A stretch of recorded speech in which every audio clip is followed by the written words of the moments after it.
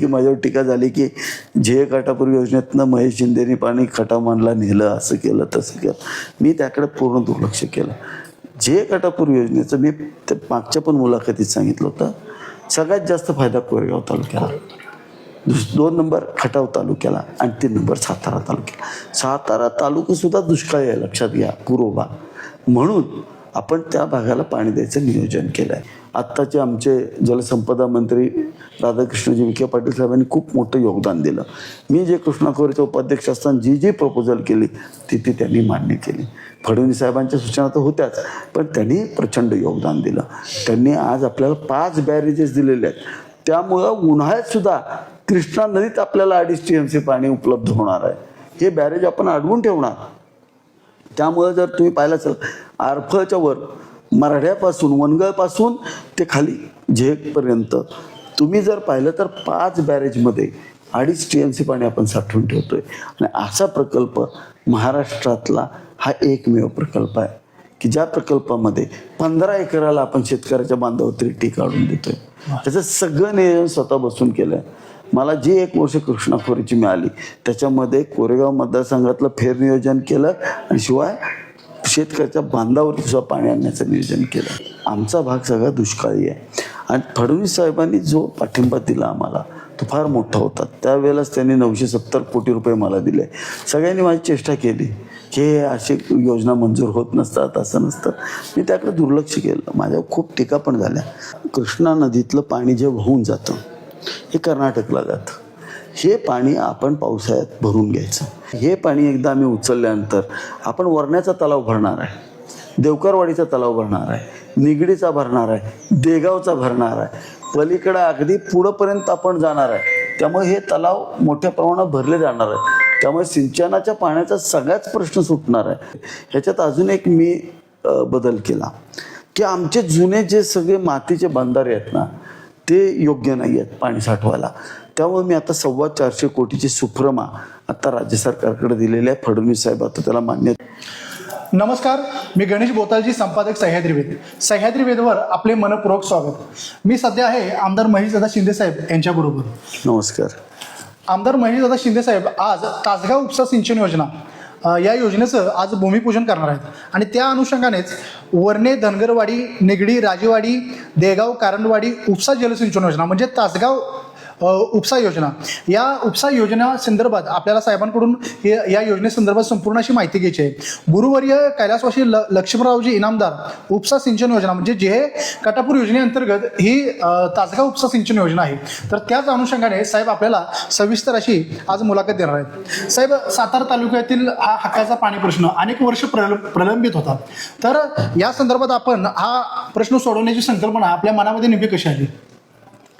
पहिल्यांदा आपण लक्षात घेतलं पाहिजे, कोरेगाव मतदारसंघ हा 3 विभागात विभागला गेलेला आहे. एक कोरेगाव तालुका, दुसरा सातारा तालुक्याचा पूर्व भाग आणि खटाव तालुका, असे 3ही तालुके एकत्र आलेले आहेत. माझ्या मतदारसंघामध्ये कोरेगाव तालुक्यातला जो पूर्णपणे भाळं खुरा आणि तो वरचा सगळा जो भाग आहे, चिलटे, खिरकिंडी, हा सगळा जो भाग आहे, हा सगळा भाग प्रचंड दुष्काळी आहे. खटावचा तर दोन्ही गट माझे पूर्ण दुष्काळी. त्याच पद्धतीनं हाच भाग दुष्काळी नाही आहे. तर तुम्ही नीट अभ्यास केला असेल तर सातारा तालुक्यातला आज तुम्ही नावं घेतली, निगडी, वरणे किंवा देगाव, राजेवाडी असेल, आमची देवकरवाडी असेल किंवा आजूबाजूचा सगळाच परिसर, अगदी जाधववाडीचा वरचा भागसुद्धा हा अंगापूर तर्फ तारगावचा काही भाग आहे, अंगापूर कणसेचा काही भाग आहे, इकडे खिंडवाडीपर्यंत स्वतःच्या हक्काचं पाणीच नाही आणि प्रचंड पाण्याचं दुर्भिक्ष, असा हा सगळा भाग. मग ज्या वेळेला तुम्हाला माहिती आहे 2015ला 2014ला मी देवेंद्रजी फडणवीस साहेब मुख्यमंत्री असताना त्यांना जाखणगावला ते माझ्याकडे आले होते. त्यावेळेला साहेबांना मी बोललो होतो. त्यावेळेला साहेबांनी मला सांगितलं की तुला जे काटापूर योजनेसाठी लागेल ती ताकद देणार. मग जे काटापूर योजना मी सुरू केली. त्याच्या पुढचं काय पर्व आलं तर मग जे काटापूर योजनेला गती द्यायची असेल तर मग खटावचे जे आमचे नरेंद्र मोदींचे गुरु आहेत, पंतप्रधानांचे गुरु आहेत, लक्ष्मणराव इनामदार, ज्यांचा उल्लेख पंतप्रधानांच्या आणि मुख्यमंत्र्यांच्या तोंडात कायम होत असतो, त्यांचं गाव खटाव. मग त्याचं आमचं ट्रस्ट होतं, त्याचं मी कार्याध्यक्ष आहे. मग त्याचं नाव द्यायची संकल्पना पुढं आली. मग आम्ही त्या योजनेला नाव दिलं आणि पहिल्यांदा हे नामकरणाच्या विधीला या ठिकाणी तत्कालीन जलसंपदा मंत्री गिरीश महाजन साहेब आले. त्यानंतर सुप्रमा झाली. 2016ला सुप्रमा झाल्यानंतर त्या काळात इथं मी एकटाच तसं भाजपचं काम करत होतो त्या पिरियडमध्ये. आणि मग इकडे आमदार असं कोण नव्हतं भाजपचं. अख्ख्या जिल्ह्यामध्ये भाजपचा आमदारच कोण नव्हता. आम्हीही आमदार नव्हतो, आम्ही स्ट्रगलिंग स्टेजमध्ये होतो. आणि फडणवीस साहेबांनी त्या काळामध्ये आम्हाला ताकद द्यायचं हे फायनल केलं होतं. आणि मग मी ह्या योजनेला गती देत पुढं चाललो. माझ्याबरोबर आमचं ट्रस्ट होतं, आमचे सगळे कार्यकर्ते होते. म्हणजे तुम्ही आमदार नसताना पण 2016 साली म्हणजे त्यापासून तुम्ही ह्या संदर्भात पाठपुरावा करताय. हो. आणि त्यावेळेला प्रचंड मोठे मेळावे घेतले, शेतकरी मेळावे घेतले मी याच्यासाठी. आम्ही सहकार दिंडी काढली. खटाव ते लक्ष्मणराव इनामदारांनी सहकार भारतीची स्थापना केली होती ना, तेव्हा आम्ही सहकार जलदिंडी काढली. आणि आम्ही सगळ्या वरच्या दिल्लीतल्या सगळ्या नेत्यांचं लक्ष वेधलं की आमचा भाग सगळा दुष्काळी आहे. आणि फडणवीस साहेबांनी जो पाठिंबा दिला आम्हाला तो फार मोठा होता. त्यावेळेलाच त्यांनी 970 कोटी रुपये मला दिले. सगळ्यांनी माझी चेष्टा केली की हे अशी योजना मंजूर होत नसतात, असं नसतं. मी त्याकडे दुर्लक्ष केलं. माझ्यावर खूप टीका पण झाल्या. मध्ये तुम्हाला पण माहिती की माझ्यावर टीका झाली की जे काटापूर योजनेतनं महेश शिंदेनी पाणी खटामानला नेलं, असं केलं तसं केलं. मी त्याकडे पूर्ण दुर्लक्ष केलं. जे काटापूर योजनेचं मी ते मागच्या पण मुलाखतीत सांगितलं होतं, सगळ्यात जास्त फायदा कोरेगाव तालुक्याला, 2 नंबर खटाव तालुक्याला आणि 3 नंबर सातारा तालुक्याला. सातारा तालुकासुद्धा दुष्काळी आहे, लक्षात घ्या, पूर्व भाग. म्हणून आपण त्या भागाला पाणी द्यायचं नियोजन केलं आहे. आणि तिथं जमीन इतकी चांगली आहे. तुम्हाला देवकरवाडीसारखं एक गाव सांगतो. त्या गावामध्ये 700 ते 800 बोर आहेत. धनगर समाजाचं गाव आहे. इतकी कष्टाळू लोक आहेत, रात्रंदिवस तिथं ते काम करतात. जरी बोरिंगला पाणी नसेल तर 1-2 ड्रममध्ये जेवढी कोथिंबीर उगवता येतील तेवढी उगवतात. संपूर्ण गाव कोथिंबीरीचं गाव म्हणून प्रसिद्ध आहे. आणि बऱ्यापैकी महाराष्ट्राला कोथिंबीर ही आपल्या मतदारसंघातल्या देवकरवाडीतून होते. आणि सगळी सेंद्रिय कोथिंबीर आहे ती. हे एवढं चांगलं काम दुष्काळसुद्धा हे लोक करतायत, याचं मला अप्रूप वाटलं. त्या ठिकाणचे कार्यकर्ते सगळे बरोबर घेतले. त्या भागाने मला खूप चांगली साथ दिली, खूप साथ दिली. साहेब, पण एकंदरीत बघितलं जे हे काटापूर योजना ही कृष्णा नदीच्या पाण्यावर अवलंबून आहे. तुम्ही मध्यंतरी भाडळे उपसा सिंचन योजनेचं भूमिपूजन झालं, आता आज तासगाव उपसा सिंचन योजनेचं भूमिपूजन करताय. तर एकंदरीत कृष्णा नदीतून पाणी उचलून ह्या गावांना द्यायचं ही संकल्पना तुम्हाला सुचली कशी? आणि कृष्णा नदीच्या पाण्याचा जास्तीत जास्त शाश्वत उपयोग व्हावा यासाठी आपलं दीर्घकालीन काय नियोजन आहे, काय सांगाल याबाबत? आता कृष्णा नदीतलं पाणी जे वाहून जातं हे कर्नाटकला जातं. हे पाणी आपण पावसाळ्यात भरून घ्यायचं. शिवाय या योजनांना पूर्वीच्या काळामध्ये जे शिल्लक पाणी आहे त्या पाण्यातून त्यांना प्रत्येक काही उरमोडीमध्ये, काही ठिकाणी धूममध्ये पाणी आहे. कोरेगाव तालुक्याला धूमचं पाणी आहे, खटाव तालुक्याला उरमोडीचं पाणी आहे. मग उरमोडीचं पाणी कमी आहे, परंतु पावसाळ्यात वाहून जाणारं सगळं पाणी उचलू शकतो. आणि उन्हाळ्याच्या टायमिंगला जे उरमोडीतलं थोडंफार पाणी 1/2 TMC ते वर पाठवू शकतो. अशा पद्धतीचं नियोजन आहे. भाडळ्याला सुद्धा धोममधून पाणी आहे. भाडळ्याला स्वतःला 2.43 TMC भाडळ खोऱ्याला पाणी आहे कोरेगाव तालुक्याला. पण त्याच्यामध्ये मी स्वतः कृष्णा खोरेचा उपाध्यक्ष असताना त्या पाण्यामध्ये वाढ करून घेतली. कृष्णा खोरेच्या जल आयोगाच्या वाटपाचं पूर्ण फेर नियोजन केलं. 29.5 TMC मधलं मी 2 TMC पाणी बाजूला काढलं कोरेगाव मतदारसंघासाठी. आणि त्यातलंच एक पाणी 0.35 TMC पाणी हे आता आपण तासगावला देतोय. मी जवळजवळ 1/2 TMC पाणी आपण तासगावला देतोय. हे शाश्वत आणि वाहून जाणार तर किती पाणी आपण उचलू शकतो. दुसरी महत्त्वाची गोष्ट, आपण एका बंधाऱ्यावर नाही थांबलो, आपण चेन ऑफ बॅरेज करायचं ठरवलं. कृष्णा नदीमध्ये एक बॅरेज 1/2 TMCचा आहे. मी 5 बॅरेजला मंजुरी घेतली. आत्ताचे आमचे जलसंपदा मंत्री राधाकृष्णजी विखे पाटील साहेबांनी खूप मोठं योगदान दिलं. मी जे कृष्णा खोरेचा उपाध्यक्ष असताना जी प्रपोजल केली ती त्यांनी मान्य केली. फडणवीस साहेबांच्या सूचना तर होत्याच, पण त्यांनी प्रचंड योगदान दिलं. त्यांनी आज आपल्याला 5 बॅरेजेस दिलेले आहेत. त्यामुळं उन्हाळ्यात सुद्धा कृष्णा नदीत आपल्याला 2.5 TMC पाणी उपलब्ध होणार आहे. हे बॅरेज आपण अडवून ठेवणार. त्यामुळं जर तुम्ही पाहिलं असेल आरफळच्या वर मराठ्यापासून वनगळपासून ते खाली झेकपर्यंत तुम्ही जर पाहिलं तर 5 बॅरेजमध्ये 2.5 TMC पाणी आपण साठवून ठेवतोय. आणि असा प्रकल्प महाराष्ट्रातला हा एकमेव प्रकल्प आहे की ज्या प्रकल्पामध्ये 15 एकराला आपण शेतकऱ्याच्या बांधावरती टी काढून देतोय. त्याचं सगळं नियोजन स्वतः बसून केलंय.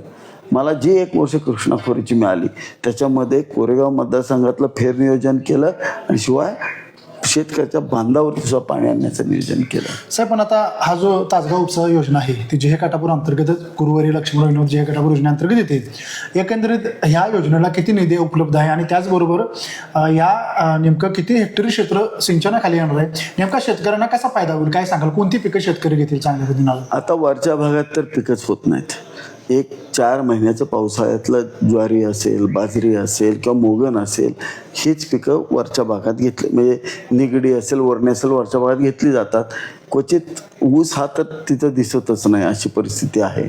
वरण्यात थोडाफार दिसतो, वडवाडी वगैरे की त्या भागामध्ये दिसतो, पण फार कमी आहे. आता तुम्ही लक्षात घ्या, हे पाणी एकदा आम्ही उचलल्यानंतर आपण वरण्याचा तलाव भरणार आहे, देवकरवाडीचा तलाव भरणार आहे, निगडीचा भरणार आहे, देगावचा भरणार आहे, पलीकडं अगदी पुढंपर्यंत आपण जाणार आहे. त्यामुळे हे तलाव मोठ्या प्रमाणात भरले जाणार आहे. त्यामुळे सिंचनाच्या पाण्याचा सगळ्याच प्रश्न सुटणार आहे. आणि दुसरी गोष्ट, 15 एकराला एकटी आहे, त्यामुळे शेतकऱ्याच्या बांधावरती हे पाणी जाणार आहे. बरोबर. हे दुहेरी आहे. एका बाजूला आपण तिथले ओढे नाले बारमाही वाहते करतोय आणि दुसऱ्या बाजूला मात्र आपण हे करतोय. ह्याच्यात अजून एक मी बदल केला की आमचे जुने जे सगळे मातीचे बंधारे आहेत ना, ते योग्य नाही आहेत पाणी साठवायला. त्यामुळे मी आता 425 कोटीची सुफरमा आता राज्य सरकारकडे दिलेले आहे. फडणवीस साहेब आता त्याला मान्यता देतील. आपण 425 कोटी रुपयाचे हे जुने सगळे बॅरेजेस काढून घेतोय आणि नलवडेवाडी पॅटर्नात आपण राबवतोय. तुम्ही नलवडेवाडीचा माझा आत्ताचा जर बंधारा पाहिला, जे नलवडेवाडी गाव कोरेगाव तालुक्यातलं दुष्काळग्रस्त गाव, पहिला टँकर नलवडेवाडीला लागायचा. आता तो दुष्काळमुक्त गाव आहे, बागायती गाव झालं का? तर त्याचा बंधारा एवढा मोठा तलाव बांधलाय की त्याच्यामध्ये वॉल बसवून पाणी सोडायची सिस्टीम केलेली आहे पाईपनी. त्यामुळे सगळ्यांना वर्षभर पाणी पुरतंय. एवढं सुंदर काम केलेलं आहे. तसेच बंधारे आता सगळ्या मतदारसंघामध्ये 425 कोटी रुपयाचे बंधारे मी बांधतोय आणि कोरेगाव मतदारसंघ संपूर्ण. आणि माझ्या डोक्यामध्ये कोरेगाव मतदारसंघामध्ये पावसाळ्यामध्ये 3.5 ते 4 TMC पाणी साठवून ठेवायचं माझं नियोजन आहे. पूर्ण मतदारसंघामध्ये 4 महिन्यामध्ये 3.5 ते 4 TMC पाणी मी साठवून ठेवणार, हे माझं नियोजन आहे. साहेब, पण आता हा प्रकल्प आता तुमच्या संकल्पनेतून उभा राहत आहे. नेमका हा प्रकल्प हे करत असताना, पाठपुरावा करत असताना तुम्हाला कोणत्या प्रमुख अडचणी आल्या? कारण कोणताही नियोजन करायचं म्हटलं की अडचणी येत असतात. काय सांगाल याबाबत? काय अनुभव आहे आपला? माझ्यावरती माझे गुरु काळ सिद्धेश्वरांची कृपा आहे. तुमचं मन स्वच्छ असलं तर अडचणी येत नाहीत.